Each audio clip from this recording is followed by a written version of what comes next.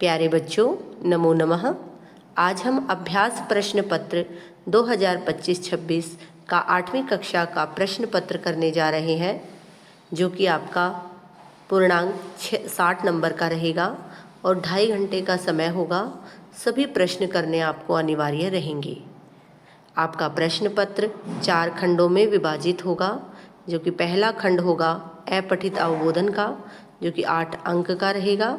रचनात्मक कार्य रहेगा आपके खंड ख में, जो कि 12 अंक का होगा।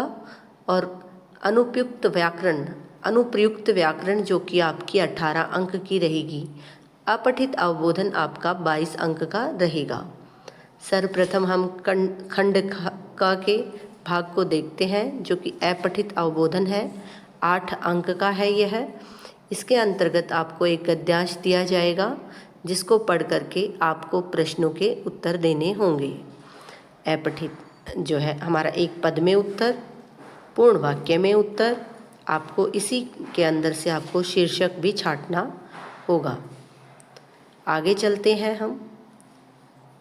खंड ख, जो कि हमारा रचनात्मक कार्य है, 12 अंक का। इसमें आपका प्रश्न संख्या 2 में एक चित्र दिया होगा। उसी चित्र को हम मंजूषा की सहायता से, जो कि हमारी मंजूषा नीचे दी होगी, उस मंजूषा की सहायता से 4 वाक्यों का निर्माण करेंगे, जो कि हमारा 8 अंक का दिया होगा।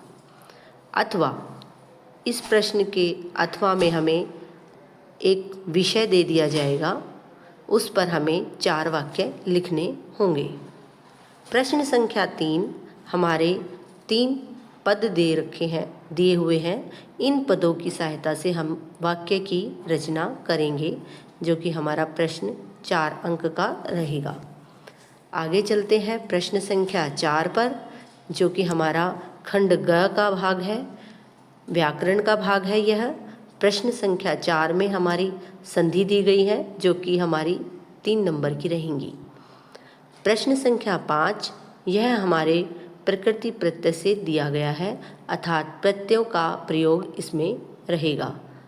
प्रश्न नंबर 6, जो कि हमारा 3 नंबर का है, इसके रिक्त स्थानों की पूर्ति मंजूषा की सहायता से करनी होगी, जो कि मंजूषा हमारी नीचे दी होगी। इनके खाली स्थान को हमें यहाँ से ही भरना होगा। प्रश्न संख्या 7 यह भी 3 नंबर का प्रश्न होगा। इसमें आपको रिक्त स्थानों की पूर्ति करनी है, जिसके लिए आपको ब्रैकेट में आपके शब्द दिए गए हैं, उनसे आपको पूर्ण करने हैं।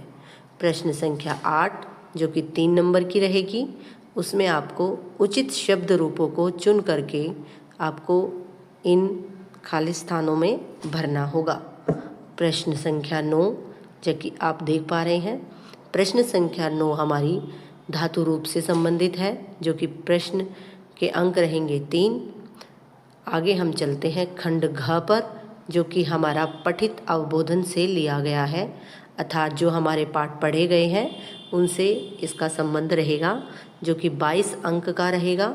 प्रश्न संख्या 10 में हम एक गद्यांश होगा, जो कि हमारी पाठ्य पुस्तक से लिया जाएगा। उसी के अंतर्गत आने वाले प्रश्नों के उत्तर हमसे पूछे जाएंगे। आगे हम चलते हैं प्रश्न संख्या 11 पर, जो कि 5 नंबर का रहेगा। इसके लिए हमें एक पद्यांश दिया जाएगा। इसी पद्यांश में से आपको प्रश्नों के उत्तर छांटने होंगे। आगे हम चलते हैं प्रश्न संख्या 12 पर, जिसमें आपको एक संवाद दिया जाएगा। संवाद का अर्थ होता है आपसी बातचीत या फिर नाटक भी कह सकते हैं, या बातचीत भी कह सकते हैं संवाद को। यह भी हमारा 5 नंबर का होगा। पहले इस संवाद को पढ़ेंगे और उसी के अंतर्गत हमारे कुछ प्रश्न दिए होंगे, जिनको हम करेंगे।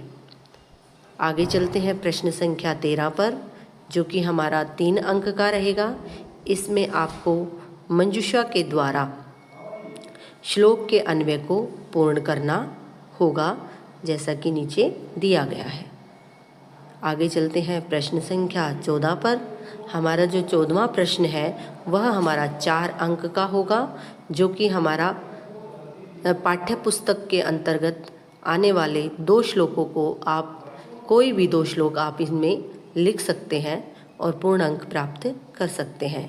इस तरह से आप इस पूरे प्रश्न पत्र को देख सकते हैं और इसी के साथ हम इस पेपर की तैयारी को कर सकते हैं। तो आप सभी को इस पेपरों की शुभकामनाएं और आप सभी की इससे बहुत हेल्प होगी। आप सभी का धन्यवाद। चैनल को सब्सक्राइब और लाइक करें जिससे आने वाली सभी वीडियो आपको प्राप्त